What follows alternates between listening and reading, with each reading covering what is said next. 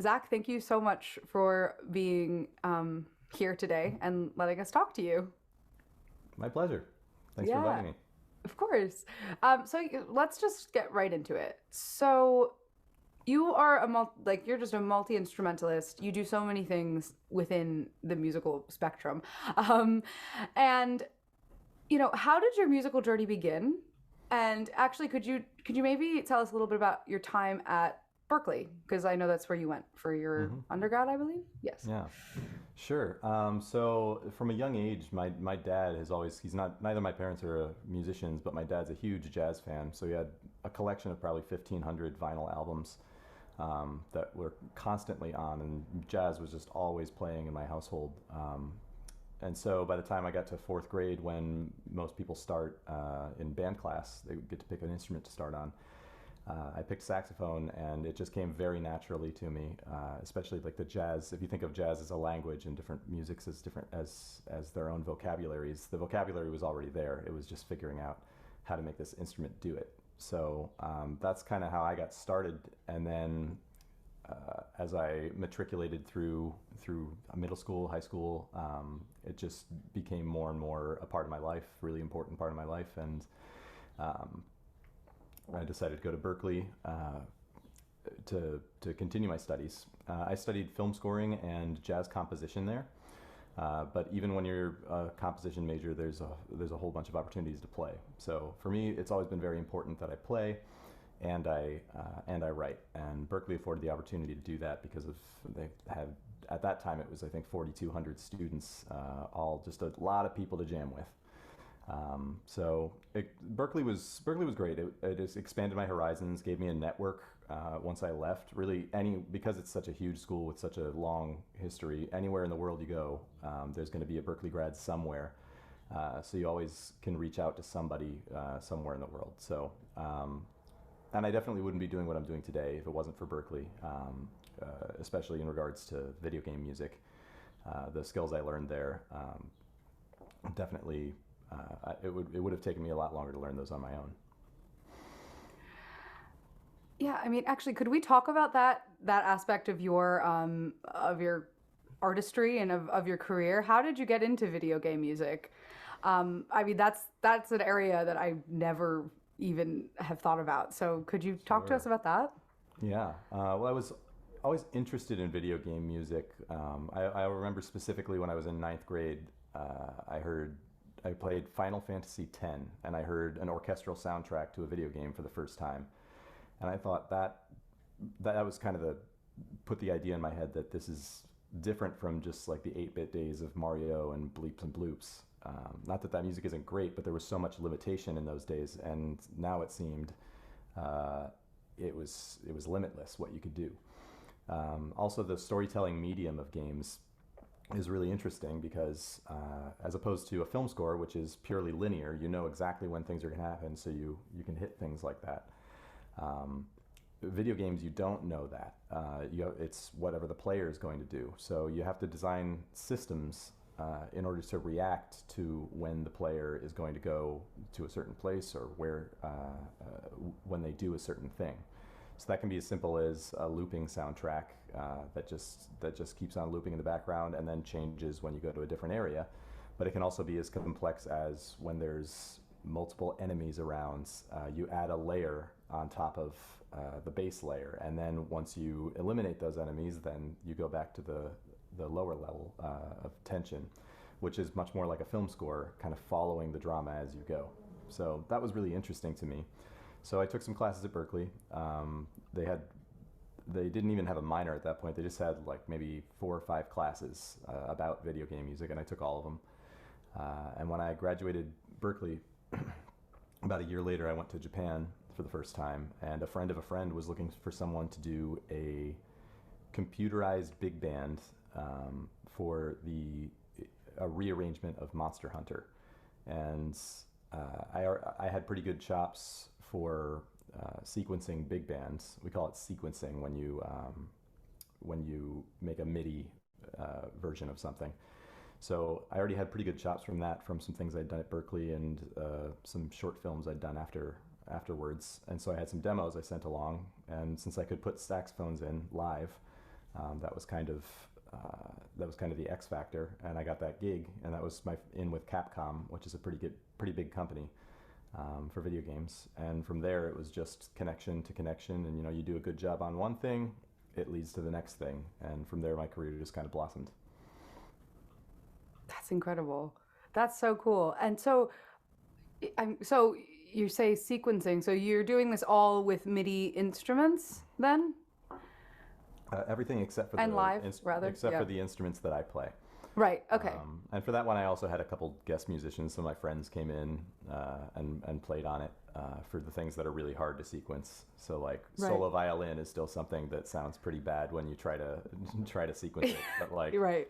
A snare drum is pretty easy. It's just a one shot. So you can make drums pretty realistic. I also play this instrument called the electric wind instrument, or EWI for short. And that's a wind controller. And so you can control brass sounds very realistically, much more so than if you were using a wheel on a keyboard. So that cool. And then the saxophones really help bring it to life. And then do you just put it all into like a DAW? And then exactly, yeah. And then and then the people just do, and then the designers, like the game developers, do they like then slot it in? Is that how that works? Yeah. Well, you bounce out a WAV file, right? Just like you'd play in iTunes or whatever, and then then they would take that and they'd put it in the place that it needs to go. Sometimes on smaller projects, like indie projects, you are the entire sound team though, so they don't have someone to integrate sound. So what you have to do is know what they call middleware. So the two big ones are Fmod and Wise, spelled with two W's. And if you know a thing or two about that, you can it's like very composer friendly way to sort of that's why they call it middleware. It's in between the composer and the programmers. So then you just give them an Fmod file and they just plug that into their code, and then the music functions the way it's supposed to function. Wow. That's so cool. I've never ever heard about this. That's so cool. Yeah, there's a lot to it, and there are people who are pure. I know someone at Avalanche, which is a company here in New York City, whose job all day is to work in Fmod, integrating sound effects and music. Like if you can be an audio programmer like that, you will have a job in the video game industry. They're very valuable. Wow. If you can be really good at audio middleware and know a little bit of code. That's awesome. That's so cool. Wow, thank you so much for explaining that, because I certainly never knew.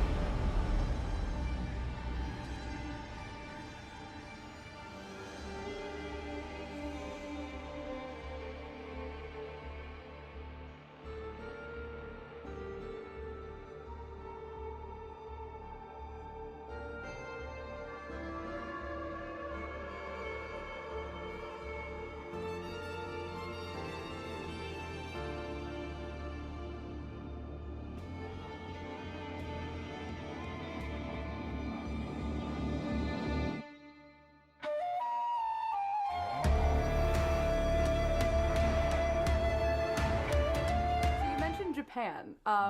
And you play the Shakuhachi flute. Did I say that correctly? That's right, Shakuhachi. Okay, yeah. Shakuhachi, cool.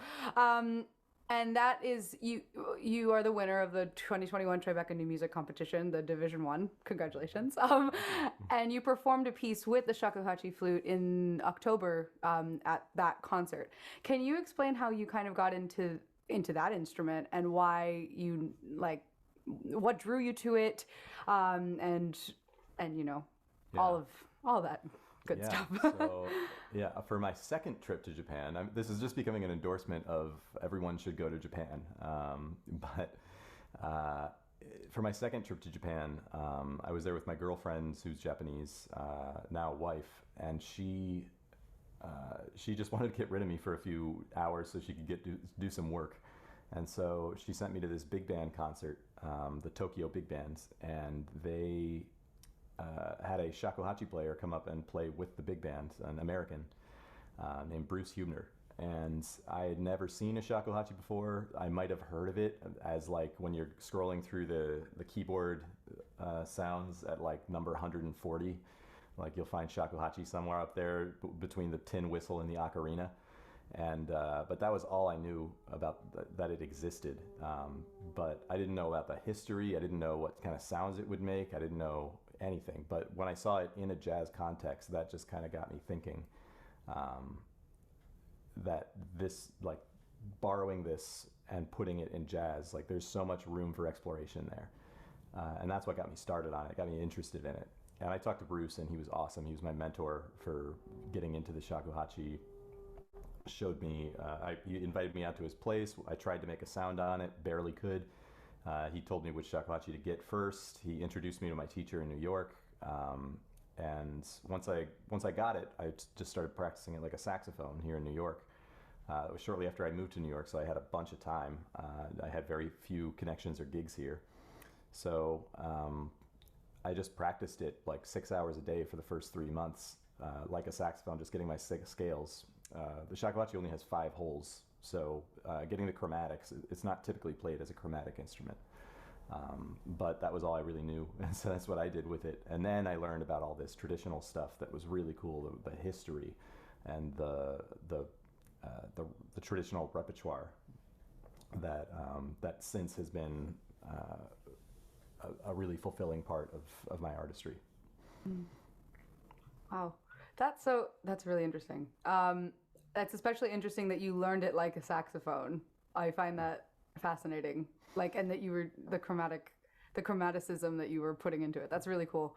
Yeah, no, and your piece that you performed, it did blend everything so beautifully. And I wasn't there. I saw the webcast premiere, but it was really, really amazing.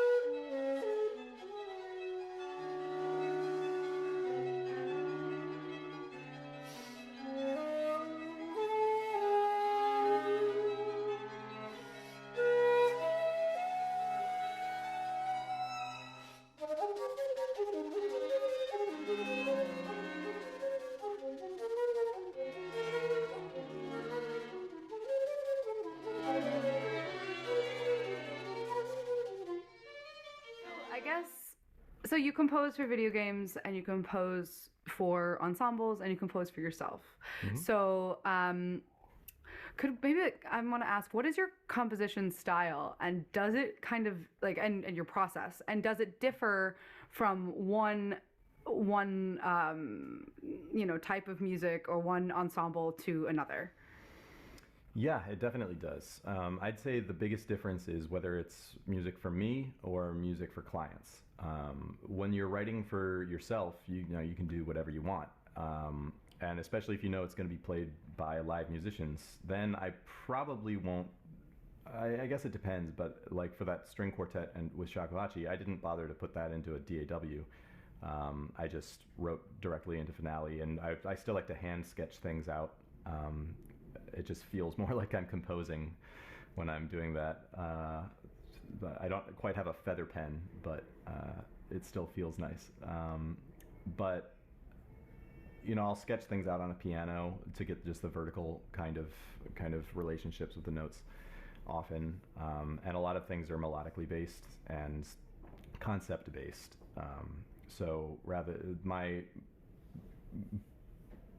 what helps me write things that matter to me is determining how one thing begets another thing. So for instance, if I write an A section for a song, the B section has to have something to do with that A section. It can't just be, and then I also thought of this thing that could be a counter melody, I don't know. It's got to have some kind of logical pathway for me, or else I feel like it doesn't belong. This wasn't meant to be. So when I'm writing for myself, that's sort of the impetus. But when you're writing for clients, it's work, and it can still be fulfilling work. Because of client work, I've been able to work with 70-piece orchestras, but you have to detach yourself a little bit, because, and especially when I was first starting out, and I think a lot of composers who are just getting into the industry, whether it's film scoring or commercial scoring or TV or video games or whatever client work, music theater, when somebody tells you they don't like your music, or when somebody tells you you need to change the music because it's not matching what's happening on screen, or for whatever the reason is, we get so attached to our music, and you kind of have to care about your music while you're writing it. But then if you get too attached, you just want to scream. It's like they just called your baby ugly or something. So but what I've learned, and it still sort of struggle with, but what I've learned is, like, I just have to know that this is not 100% mine. I'm the vessel to make this soundscape, and that doesn't stop me from still occasionally, like, working in a little crunchy jazz harmony here and there. But usually they detect that one thing that I love the most, and they say, no, we like the whole thing except that. So it's a very different process for client work. A lot of reference tracks, and especially the bigger the client you get, they want to be sure that it's going to sound good. And for instance, Hollywood, they know the Avengers soundtrack sounds good, so I get that as a reference a lot whenever people want orchestral soundtracks, which is fine. That's great music. But that's the difference for me. Yeah, no, I really like how you explain that. Just the client work versus your own work, because you do get so attached, and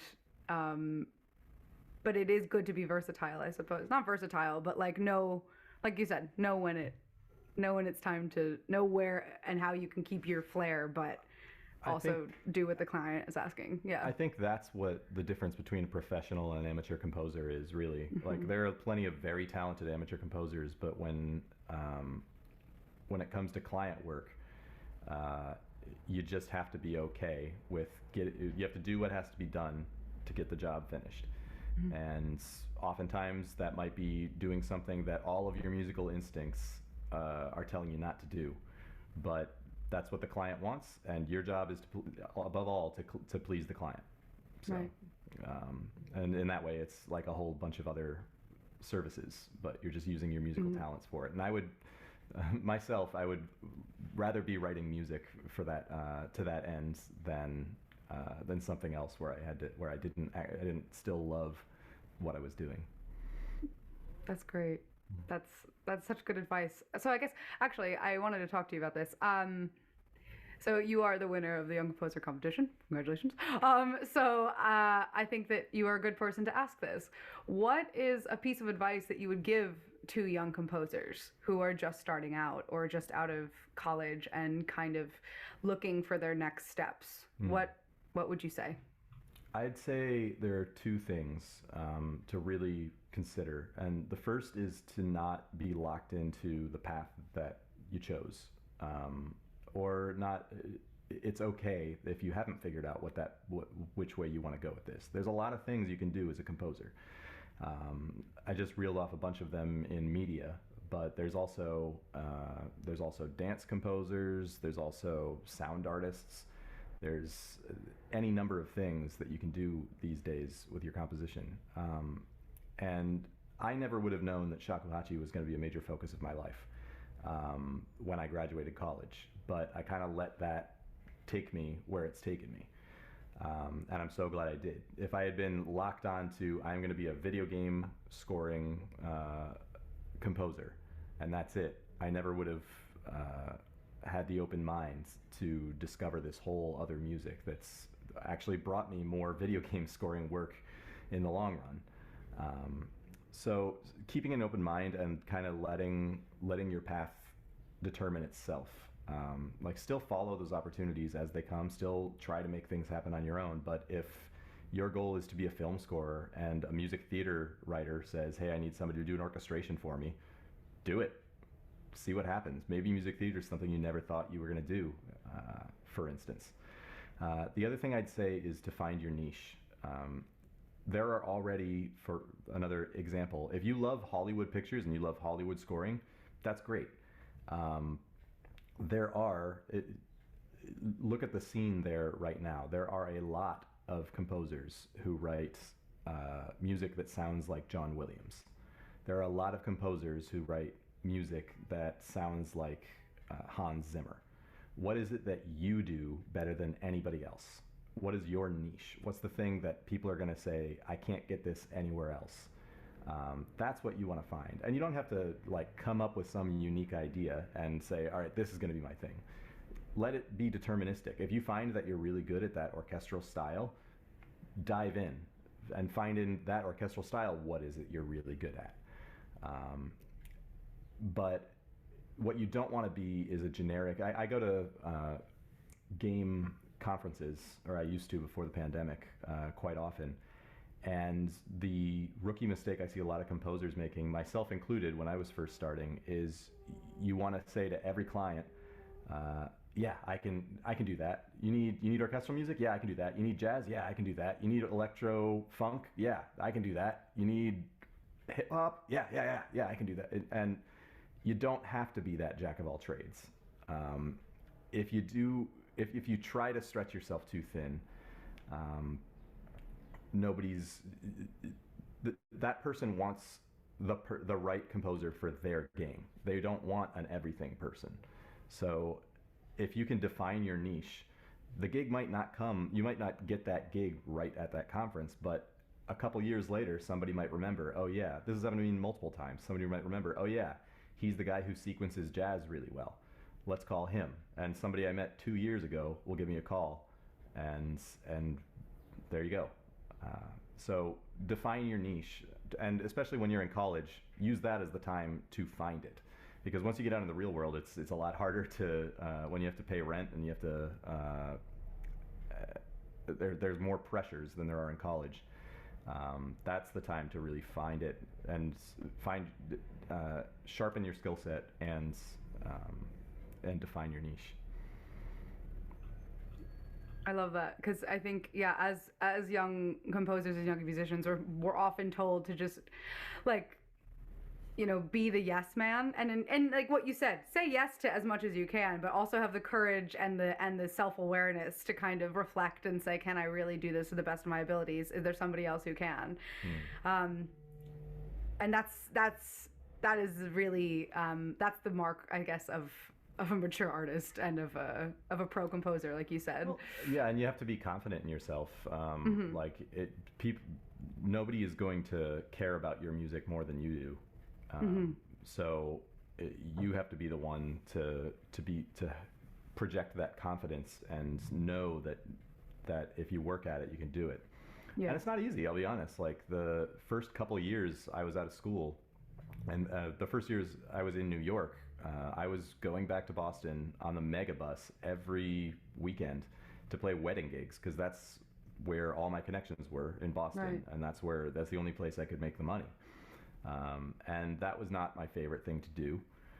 But while I was doing that, I was also going out in New York and making connections and building my network. And again, the gig might not come that night when you go to a jam session. Somebody might not be looking for a sax player just then. But you meet enough people and you do a good job, and that person's going to recommend you to their friends. And it might take 2 or 3 years. It might take 5. But if you really want it and you stay persistent, it'll eventually start to happen. Mm-hmm. And keeping an open mind, again, in that case, is really important because you don't know where that opportunity is going to come from and what it might be. No, absolutely. And also, I think there's also this idea of, as an artist, if we're not doing, or as a musician, if we're not doing music, we've somehow failed. And like, if we're not doing the music that we want to be doing, we've somehow failed. Have you ever, like, when you first moved to New York, did you ever have like a crazy job experience that wasn't music related, or like? I've been really lucky. I have not have to. The only time I took a job outside of music was in high school. I was a referee for adult league hockey games. Oh my God, that's incredible. Which was it was a time they just wanted to get drunk and fight each other, and and I was this like 17-year-old kid trying to break them up. I earned that paycheck. Yeah. Yeah. Wow. It was fun. I look back on those times. But well, because where are you from originally? Pittsburgh. Oh, okay. Okay. I did. All right. I was like hockey. North. So, yeah, no, big hockey town since Mario Lemieux came in the 90s. But yeah, so I didn't have any, but I know like plenty of people have to take jobs outside of music, and there's absolutely nothing wrong with that. Like as long as you keep the focus on and remember that you're free, like you're doing this gig to facilitate your art. Yes.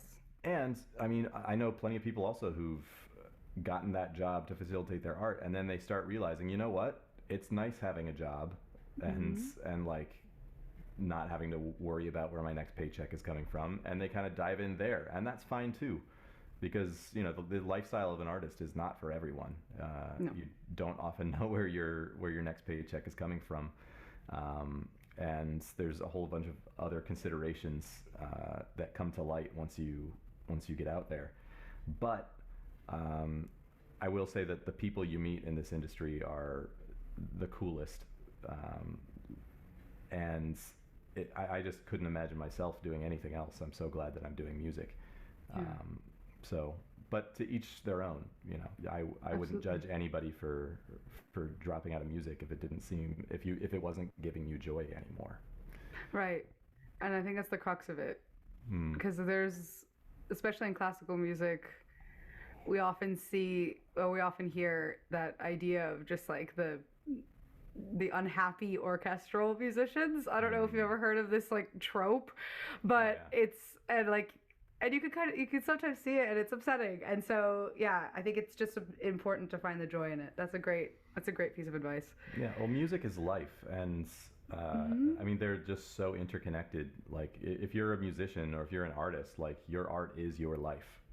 It defines everything you do and everything you are. So, if it's not making you happy, you know, or you can't see a direction that you're heading to, where like once I do the work, then it's going to be great.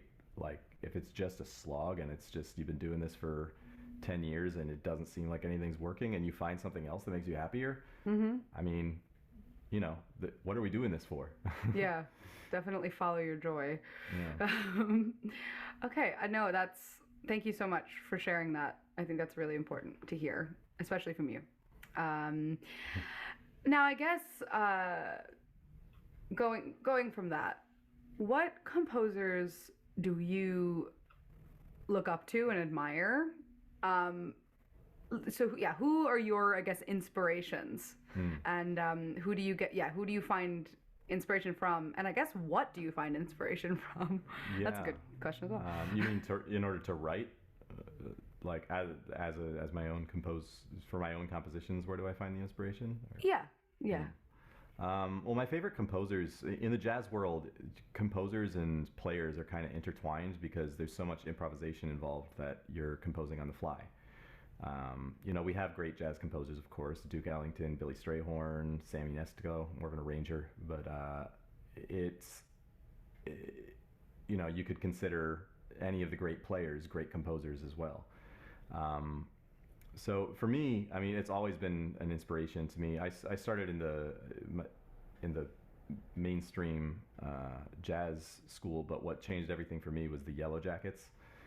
which is a fusion band, and that's where I heard like odd time signatures and different rhythms and straight eighth note jazz that was really cool, and strings used in jazz that didn't just sound like Frank Sinatra sappy stuff.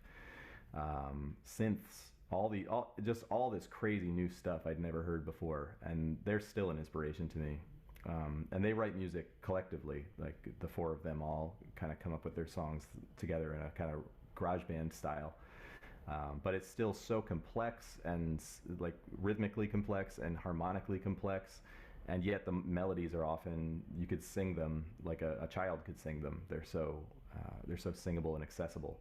So making music that can be interesting to someone, interesting to high level musicians, and also be accessible to the person on the sidewalk I think that's something I try to do in everything I do, because of the Yellow Jackets. So they've been an inspiration to me for probably the last 20 years, or 15 years. I'm not that old yet.